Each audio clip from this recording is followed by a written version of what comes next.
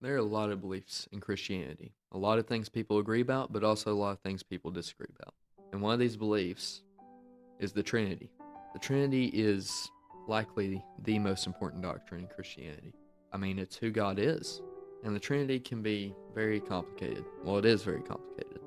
And a lot of us try to cope with this by coming up with analogies like we do when we're describing other difficult things. However, as you're about to see, using analogies to describe the Trinity ends up portraying something that is not God. God is not of this world, and we cannot describe him with things of this world.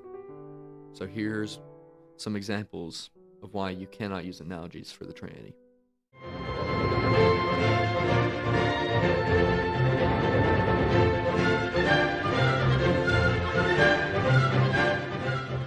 The most common analogy that I hear is something along the lines of God is like water. Water can be just as liquid, water can be ice, and water can be vapor. But it's all water. Or something very similar to it, a man can be a father, a husband, and a son at the same time.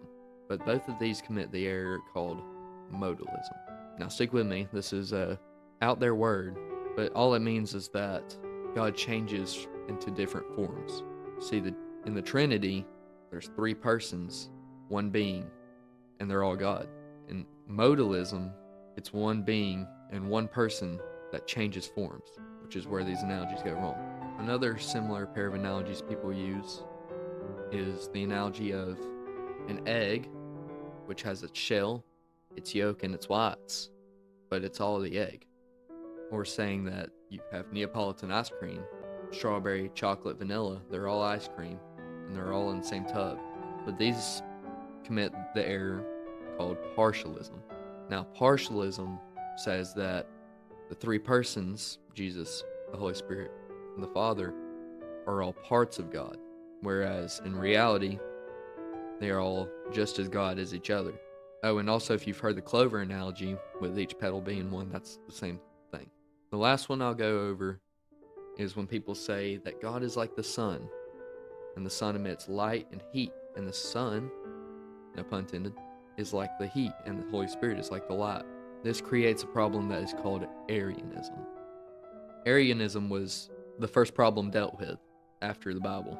It's the belief that the Father created or creates the Holy Spirit and the Son, which this will make Jesus and the Holy Spirit not really God. To be God, they had to have always existed. So you may be thinking, well, how am I supposed to explain this to somebody? How can I get them to understand it? Do you understand it? Because I sure don't. The Trinity is a great mystery to all of us, to the smartest and greatest theologians, down to a toddler. None of us will ever fully understand it. This may tempt you to want to say, well, I don't need to care about the Trinity. It's not that important. Well, I'm going to leave you with what Charles Spurgeon said. It needs the Trinity to make a Christian. It needs the Trinity to cheer a Christian. It needs the Trinity to complete a Christian. It needs the Trinity to create in a Christian the hope of glory. The Trinity is not to be tossed out because we can't understand it. And the last thing people might say is, why would God be so complicated? Why would the truth be so complicated? This makes me question whether Christianity is even true. Well, I'm going to leave you with what another guy said, a lot wiser than me.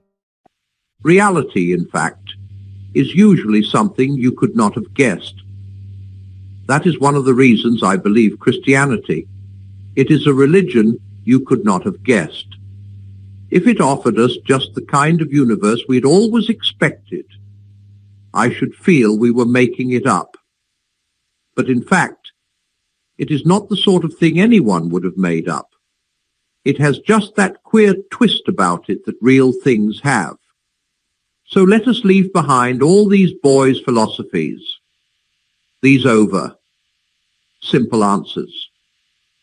The problem is not simple, and the answer is not going to be simpler either. So the Trinity is above this world, and we can't use things of this world to compare it in the right way. Now, I'm not going to try to completely orient the Trinity for you because I'm not a theologian at all. There's plenty of people and places that have already done that for you that you can go find, even on YouTube. I'll leave you with this. The Trinity is not a puzzle to solve. It's a truth to confess.